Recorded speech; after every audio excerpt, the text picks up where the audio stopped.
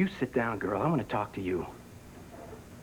Don't you play this game with me. We're in this room alone now. Don't you pretend with me that you don't remember everything that was going on. I don't. Don't you pretend with me that you don't remember begging me to take you out of that hospital room and bring you to that casino in Atlantic City. Don't pretend that you didn't beg me to acknowledge that you were Ruby Brite in that room. You were furious. You threatened to get up and leave that hotel room. You threatened to leave that hospital room unless I acknowledged that you were Ruby Brite. So sure.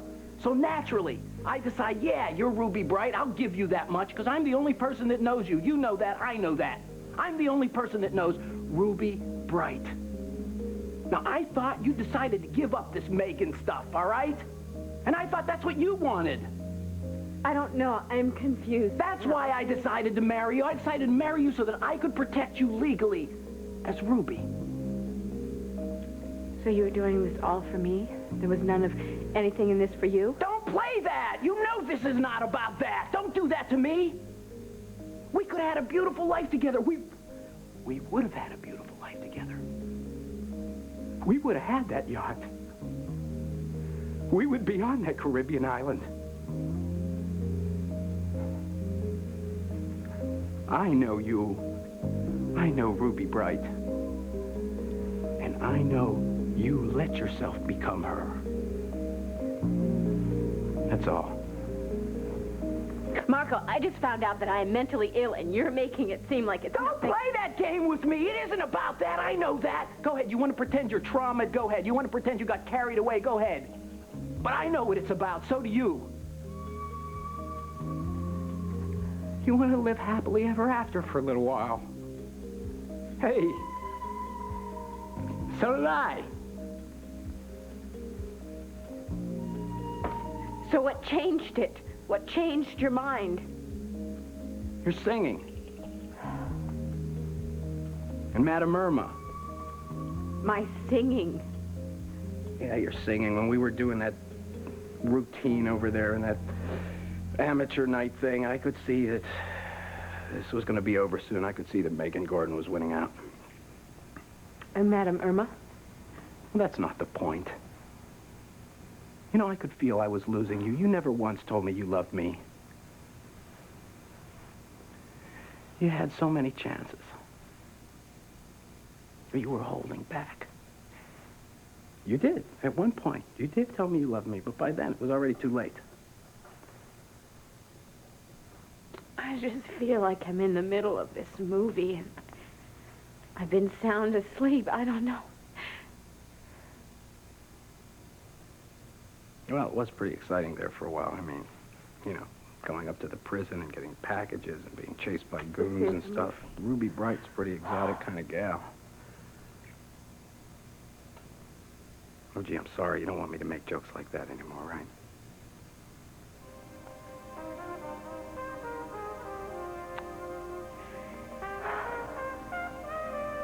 Okay. I think I ought to just, take off. No, what? You're not saying goodbye, are you? I didn't use that word. Marco, I need you. You're my friend.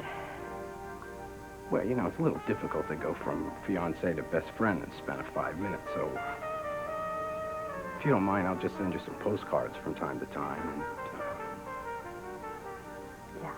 I'll let you know where I am. If you and Max ever split up, you can... Yeah. Thank you. I don't know for the life of me why it is you feel you have to go back to that. Oh, boy, there's a couple happy people over at my house. Your mother and father are delighted. They are ecstatic that I found you and I'm bringing you home. What did you tell them, Clint? Just that I found you. You didn't tell them that I had turned into Ruby Brite, did you? No, not yet. Good. Where's Marco?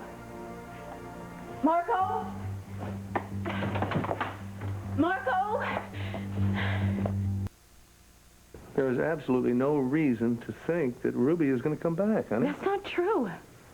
Now, Vicky had several episodes with Nikki Smith. Now, I'm her daughter. I could have the same problem. Not necessarily. Look, I think the best thing for you to do is to talk it over with Vicky. No, I don't want her to know. I just don't want her to know, please. You can't mean that. I do mean that. I don't want Vicky or my father, Sarah, Max, no one.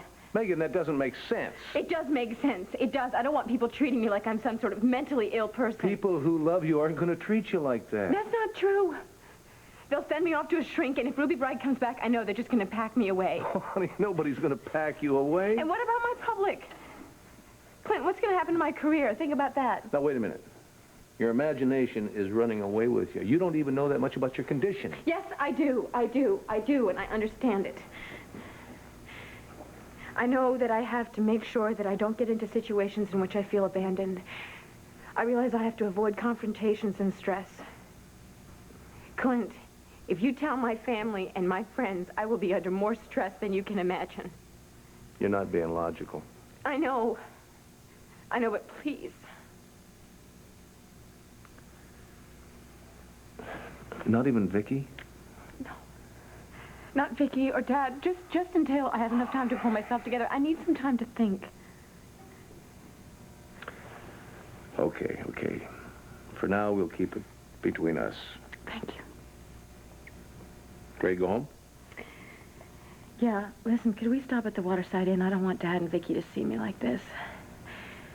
And Max, is he worried about me? Max thinks you're fine. He's still in Boston with Al. Al's getting better, by the way. I can't believe that I was a completely different person, and I don't even remember this.